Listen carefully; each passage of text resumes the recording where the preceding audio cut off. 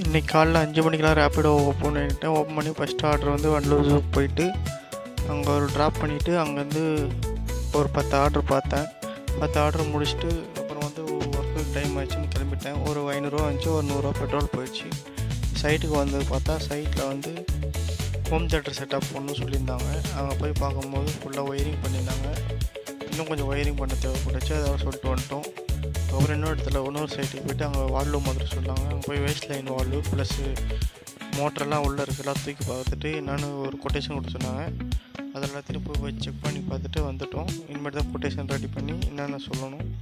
அதுக்கப்புறம் வீட்டுக்கு வந்து என் வண்டியோட இன்ஜின் ரெடி பண்ணேன். இன்ஜின் கிளச் பிளேட் போயிடுச்சு, ஃபுல்லாக கட்டி ரெடி பண்ணி நைட்டு 10 மணி ஆயிடுச்சு ரெடி பண்ணுறதுக்கு. இது வந்து 125cc டிஸ்கவர் இந்த மாதிரி தான் இருக்கும்.